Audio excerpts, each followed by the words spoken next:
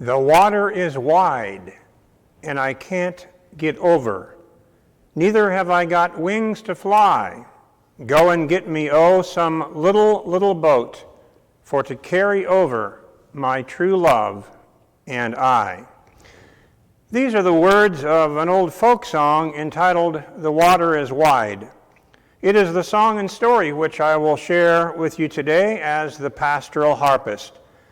The church which I serve, our Redeemer Lutheran Church in Jacksonville, Florida, is in a city which is sometimes called the River City. I love the views of the St. Johns River and its tributaries, of the Atlantic Ocean, the Intercoastal Waterway, and the beautiful marshes in our area. I often play the song, "The Water is Wide," on my harp at outdoor weddings and enjoy the great water views. And so I thank you for joining me today as I share a song and a story as the Pastoral Harpist. Though considered an American folk song, it actually goes back much farther to Scotland and the ballad, "O Wally Wally, Gin Love Be Bonny." It was first published in 1725 in two different versions, one of which includes the two verses from the modern song, "The Water is Wide." It came to prominence after Pete Seeger introduced the song in 1958 on his LP entitled American Favorite Ballads, Volume 2. It gained further popularity in the United States in 1975 as a duet sung by Bob Dylan and Joan Baez.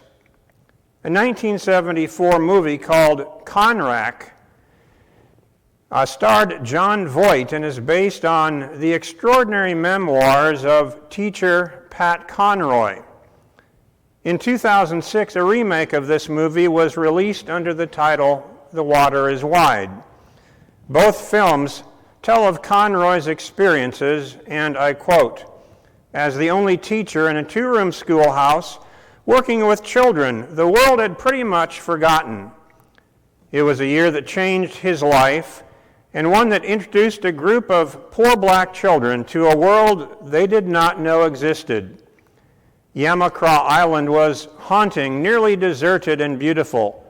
Separated from the mainland of South Carolina by a wide tidal river, it was accessible only by boat. But for the handful of families that lived on Yamacraw, America was a world away.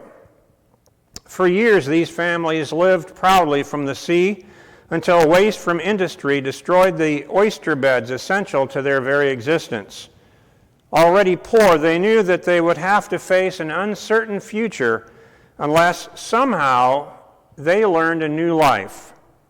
But they needed someone to teach them, and their run-down schoolhouse had no teacher. Initially not accepted by anyone on the island, this young white teacher, Conrack as he was called, succeeded in reaching those black children and even winning over their parents. Unfortunately, he could not change the narrow-minded men who ran the county school system. Conroy writes, and I quote, "It was a strange year, a kind of seasoning among the marshes, the migrating fowl, and the people of the island.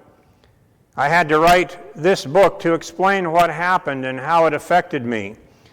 When I was severed from the school, I knew I had lost a relationship of infinite and timeless value, and one that I would never know again. During the entire period of my banishment and trial, I wanted to tell the school leaders, Piedmont and Bennington, that what was happening between us was not confined to Beaufort, South Carolina. I wanted to tell them about the river that was rising quickly, flooding the marshes and threatening the dry land. I wanted them to know that their day was ending. They were old men and could not accept the new sun rising out of the strange waters. The world was very different now." End of quote. I suppose that the water has always been wide, the distance between the races and cultures great. Sadly, in recent years, the division has increased, and the events of the COVID-19 pandemic have made things worse. For this reason, it was very inspiring for me to view both movies about Conroy and his impact on the people of Yamacraw Island. The true story gives me renewed hope that if we are determined, we can still learn to bridge the distance, even if only one person at a time. Through faith in Jesus Christ, God's Son, you and I are made one with other people, regardless of their race or culture. An old hymn says it well. In Christ there is no east or west, in him no north or south, but one great fellowship of love throughout the whole wide earth. In him shall true hearts everywhere their high communion find. His service is the golden cord, close, binding all mankind. Join hands then, members of the faith, whatever your race may be, who serves my Father as a child is surely kin to me.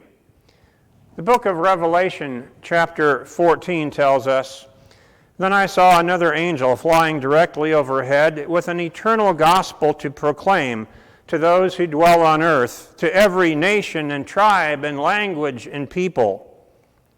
Jesus calls us to come together at his cross in the open tomb. Yes, it can be difficult to wade across the waters and reach out to others. Pat Conroy found a way to reach children and adults who lived in another world, but could still recognize his love in action. May the Lord help us to look across the wide waters and see our fellow men as people dearly loved by God. In Jesus' love, let us also be willing to wade across those wide waters to reach others. I hope you enjoy the song and share the story of The Water is Wide.